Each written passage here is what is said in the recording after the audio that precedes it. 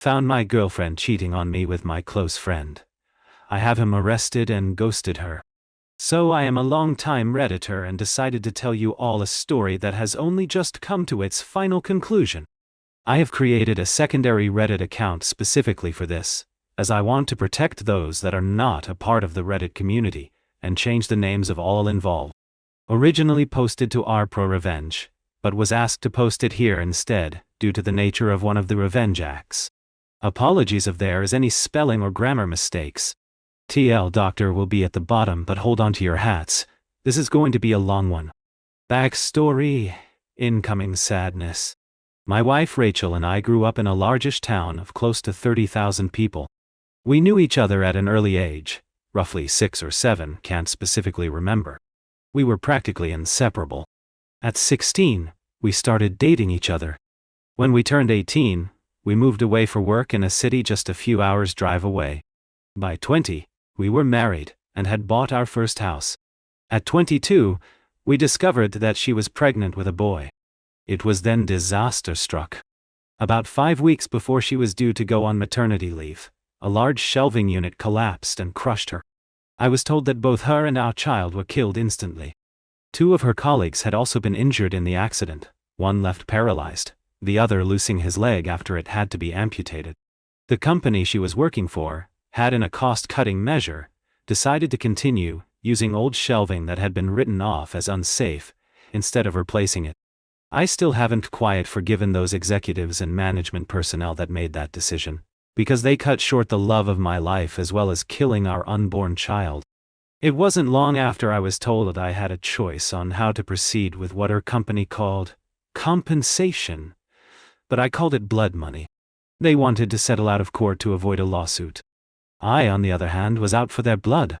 Just to clarify here, this is not the revenge, this is still backstory. Fortunately, due to the coverage that it got, and involving several politicians, the case was settled quickly in court, roughly 3 years, in which the payout for all parties was close to 10 times the amount that they had initially offered. A lot of fines were given to them for breaches on work, health and safety, executives were sacked, others were jailed, etc. A story for another time maybe, when I feel comfortable sharing. When the sentire, tornima horabadi, kawanozara, ganmie. In this time, I was still working my job in telecommunications. My mother, bless her soul, had moved in while all this was happening to help me. I think I would have fallen apart if she hadn't been as involved as she was. It was around this time I was offered a promotion, but it involved a lot of travel around the state. I made a request to have an office in my hometown's branch, as I wanted to not only take care of businesses in the state, but in my hometown also, as there was no business representative located there, to which they agreed. After a few months, we settled into a routine of 1 to 2 weeks in the city office, 1 week in my hometown, and 1 to 2 weeks visiting the rest of the state. After a year I decided to buy a house in my hometown, so I wasn't having to stay at my parents' place every week or so, that I was home, and that I could come and go as I pleased. This is important for later in the story. It is about 4 years later that our story begins. Sorry if the backstory was a bit long. I had just returned from one of my trips on Friday and was checking in some stuff at my office when Harry, the branch's managing director, walked in. We had grown up together also, but had gone to different schools, but since coming back had developed a very close friendship. He asked how things were, and then asked me if I wanted to come to a house party that he was having that evening. Short notice and all, but I said yes. I felt like a few drinks with friends were in order. It was there that Harry introduced me to Catherine. She was a new hire at the branch where my hometown's office was located, and was getting to know everyone, being new in town. We hit it off immediately. As much of a cliché as it sounds, it was almost as if Rachel was in front of me, instead of Catherine.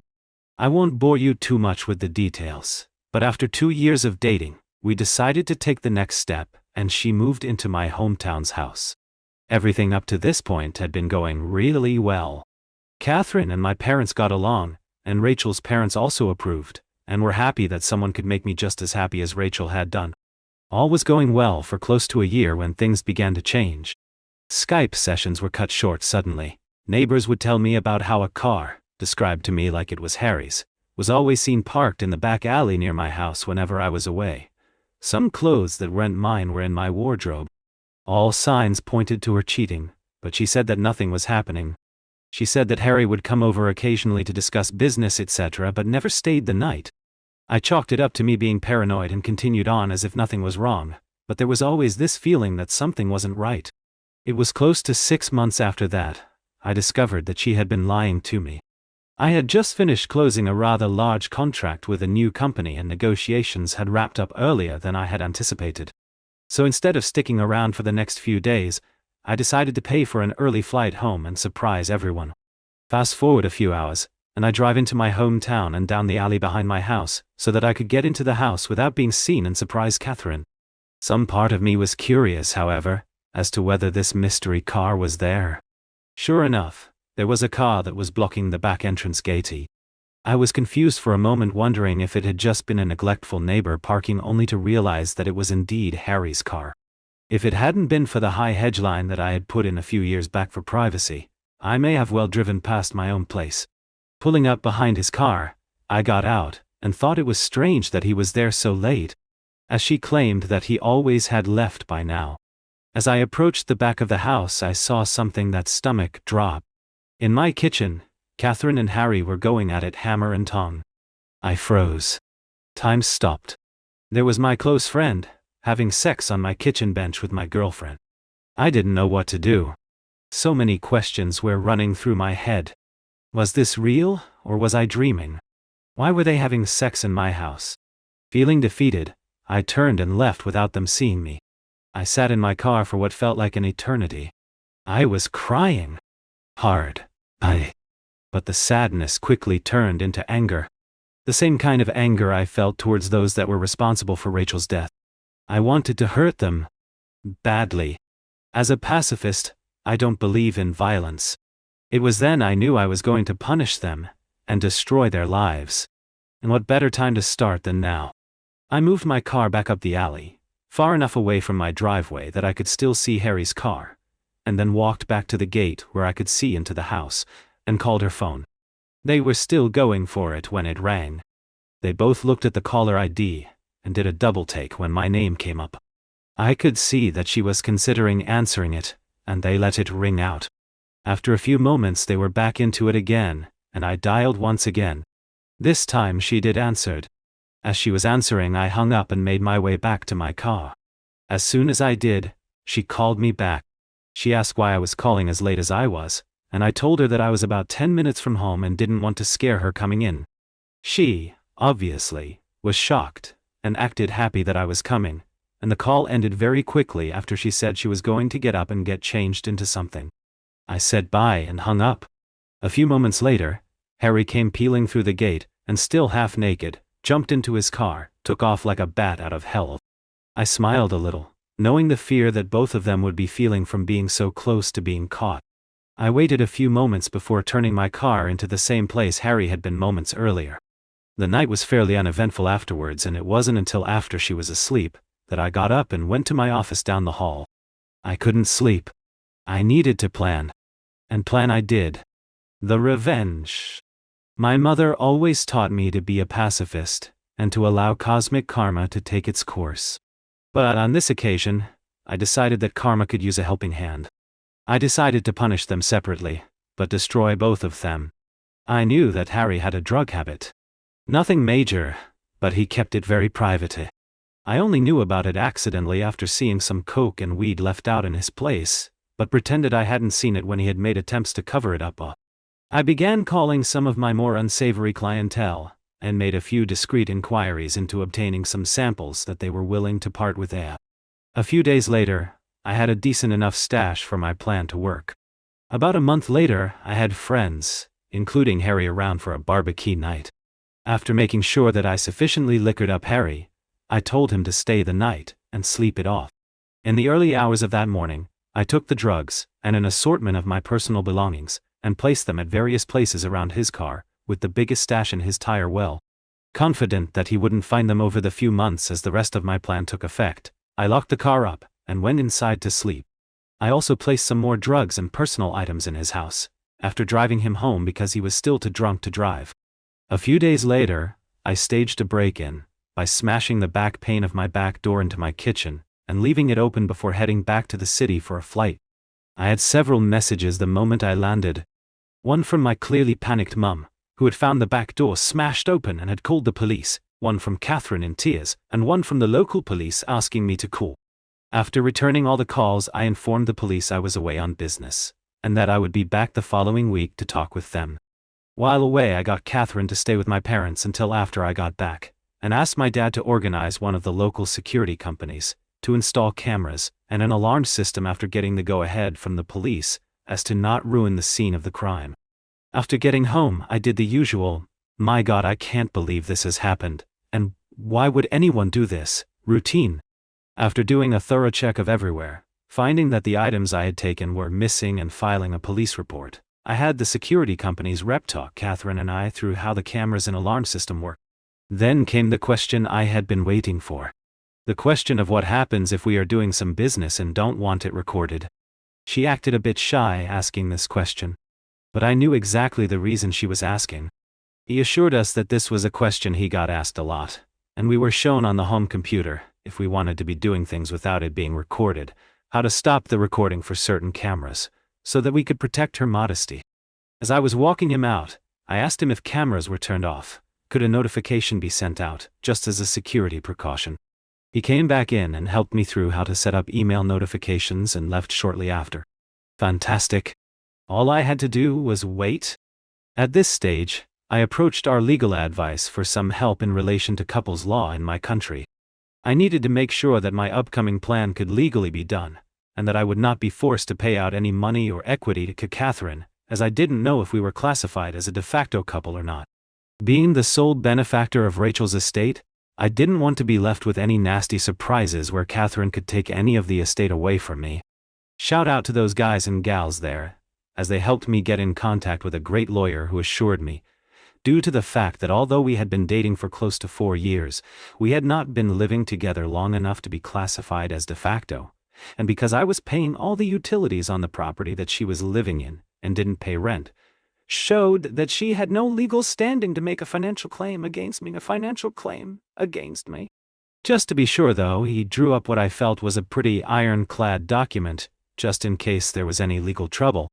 The following week, my work had approached me, and offered me a promotion to move back to the city and run the team that I was a part of, meaning I wouldn't need to travel as often, and be in the one location, and due to the success of being located in my hometown, that they were considering having 3 to 5 representatives spend 1 to 2 weeks in the larger surrounding towns including my hometown as a part of my Tiedemann towns including my... I said yes, and began the process of beginning my transfer, which would take about 6 weeks. Perfect. More than enough time to gather all my evidence. Upon getting back to my hometown the following week, I began to start in motion the rest of my plan. I asked Harry to approve 1 week's worth of vacation for Catherine, for 2 weeks' time. I wanted to send her and a friend or two away on a retreat before I made the biggest decision of my life for a second time. He jumped up and gave me a huge hug, congratulating me on being prepared to take the leap again. I hugged him back tight, but not the way I think he imagined it at the time. He agreed and blocked out the week for me. I asked him not to say anything to anyone, as I wanted to make it as big a surprise as I could. I knew that it would spread like wildfire around the office regardless, but that was my plan. That night, I told Catherine that I had booked her and 2 friends to go to a tropical spa resort, all expenses paid for a week. No questions asked. Pick 2 friends, and come back to the biggest surprise of her life. She screamed like a kid who had just been told that all the candy in the shop was hers to have.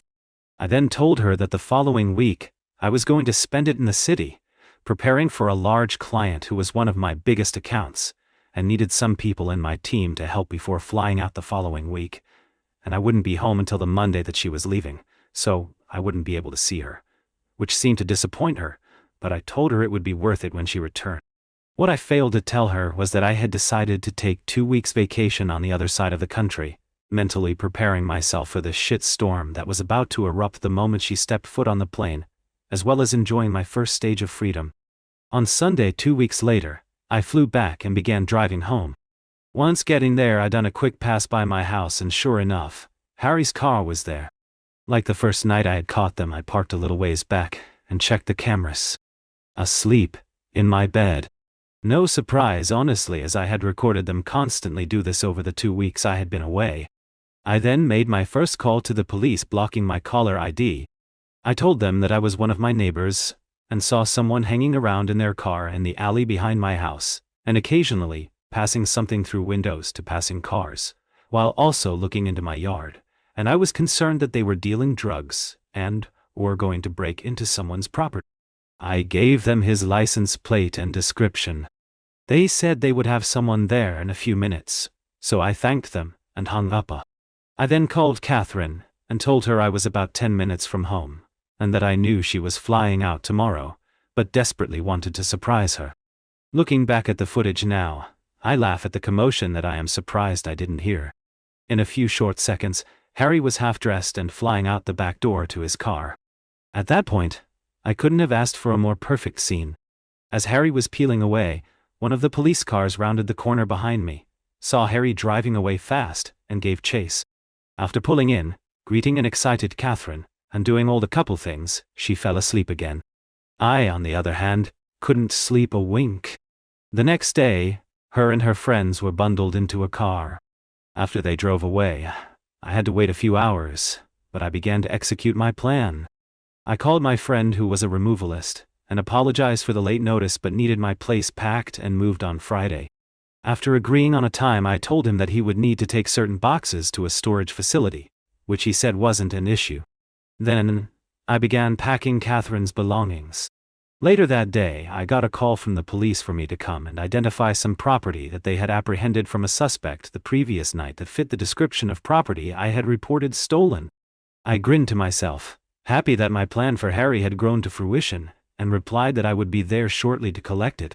Of course, when I got there, some of the items were still unaccounted for, due to the fact that they must have still been in his house, and they hadn't searched there yet. By this stage, the town was buzzing with news. Events in my hometown don't stay secret for long. Harry was disgraced and promptly fired for his possession of drugs and stolen property, and our respective bosses on behalf of the company had extended a formal apology towards me during the week. That night I went to my parents' house and told both mine and Rachel's parents what had happened, omitting certain details, and that I was moving back to the city after being promoted, but Catherine wouldn't be a part of it. They were pretty upset initially that I hadn't let them know what was going on, but were happy that I was handling everything maturely and hadn't sunk to their level. Thought they didn't agree with ghosting Catherine. But after some drinks, laughs and tears, I went home. On Friday afternoon, after a busy week of organizing cleaners for the following week, the real estate to put my house on the rental market, and various other tasks at my hometown's office, I packed some things into my car and drove to my parents' place and said goodbye before the drive. Before leaving, I went to Becky's house. Becky had been one of Rachel's closest friends growing up. She was the only other person who knew what was happening, minus the details about Harry. Without her help, I wouldn't have been able to organize everything as quickly as I had. I gave Becky a large manila folder with my gathered evidence of her cheating, as well as the letter and a few other legal documents from my attorney stating that she was ordered not to contact me, and the details of how to access her belongings located at the storage unit I had rented out. After a quick goodbye, I left and drove back to the city. On Sunday, I woke up to several missed calls, voice messages and text messages. Turns out, Catherine had come home early after being alerted to something being afoot in town, only to find an empty house and a for rent sign out the front. Freaking out, she had gone to my parents, who closed the door on her the moment that they answered, forcing her to call everyone until she managed to somehow be contacted by Becky, and told that she had a package for her. I was told that she didn't take too well to that, as I fully well knew at that point from the numerous angry texts and voice messages from her accusing me of setting up Harry, of being deceitful, etc. I was worried that she might show up at my front door, but nothing ever happened. 5 weeks later, after leaving and been promoted, I write this out for you, dear reader. Granted, it's long, and it took a few rewrites to shorten it down from my initial 14 pages, double what this story is now. But I feel that most of what I said was important enough for the story. TL Doctor, after my pregnant wife was killed in a workplace accident, I moved back to my hometown and connected with a woman who, after moving in with me, cheated on me with a close friend. I set him up to take the fall for drug possession, and after sending her away on a spa retreat, rented out my house and left town for a promotion, while exposing her as a cheater. Edit. Obligatory thank you and holy cow, this blew up. Thanks for gilding this account even though it is a throwaway account that I have no intention of using in the future. I am still at work at the moment, and will after I finish answer as many questions as I can, and provide any other updates that come my way. Edit 2. So I'm home now, and with the number of questions that are here, as well as other comments and messages I have received, I decided to take the time to answer questions, and provide some clarity here, save responding to everyone. So one of the questions I keep getting, asked it what happened to Harry, why I was so hard coming down on him and why I would incriminate myself, especially on the internet. After making some inquiries back home to some friends, the short answer is, Harry is looking at a few months in prison, as it's his first offense but could be out sooner, and I felt that it was necessary to the story. No one other than myself knew what I had planned to do with Harry, which is why I omitted a few crucial details that had the potential to truly identify me, as well as change up some of the descriptive language about locations to potentially put this story anywhere in the world. Just for clarification, there was already more than enough evidence in his own home. I just provided the means for the police to further investigate his activity in his home. That being said, I don't regret doing what I did to him, as he knew both Rachel and I growing up, and knew how hard it was for me to pick up my life after she died. For those also asking if I am worried about Harry finding out and pointing the authorities in my direction, I know that he doesn't use Reddit. I know Catherine has an account, but I haven't seen any recent activity to state that she has been on in some time. As for other Reddit users, who knows? Most of the people I am friends with on my main account may recognize this story if they come across it, but as for their browsing preferences outside the subreddits that we frequent on, I can't say. As for Catherine, people have questioned why I didn't do more to her, or why I stuck around for as long as I did. Honestly, I almost did kick her out after a few days, but I wanted to gather evidence and show proof of her cheating, so that everyone she knew would know what she had done. She is a major socialite, her words, and I knew by exposing her it would kill her reputation. As for what happened to her, I have been told that she moved to another state just recently after being transferred. From the people I have spoken to today, she was put mainly on administrative duties before her transfer, as there was quite a bit of backlash after the rumor mill made its way around town. People have questioned the legality of what I did to her, moving all her stuff out, sending her and some friends away, spending a good amount on the trip, etc. Morally, I can see that it's a pretty dick move to build up her expectations of what she thought was going to happen. This, combined with killing her status around town, was my ultimate goal, to have her experience what it was like to have everything fall around you. But, from a legal standpoint, I had every right. In the time she had been living with me, she had never updated any of her personal information, driver's license, voting registration, etc., to reflect that she had moved into my house. I found out this information during the course of my preparation with my lawyer, after I spoke to our legal. With no concrete proof on paper to show that she was residing there, and because we hadn't met the de facto status, I was able to do what I did with no threat of backlash. Finally, for those of you saying how my story is fake, that I am a karma whore, a sociopath, in this day and age who doesn't have some sociopathic tendencies, and pointing to my malicious compliance story also as proof, I will be honest and let you know that I will not try to change your minds on this. Everyone is entitled to their opinions on stories shared all over Reddit and opinions on those who share them. The story on the other subreddit, however, was to build karma, as my original post on R-Pro required to me build up enough before they would allow me to post, as they thought that I might have been a bot. That story, which I only edited in the basics of the conversation because I can't remember all of it, did in fact take place and made national news coverage shortly after. If I ever find the article, I will link it, as it was, or was at the time, close to one of the largest roaming bills our company had ever passed on to a customer. If there are any further updates, I will let you know. Thank you for watching. If you enjoyed this video, don't forget to hit the subscribe button for more videos like this.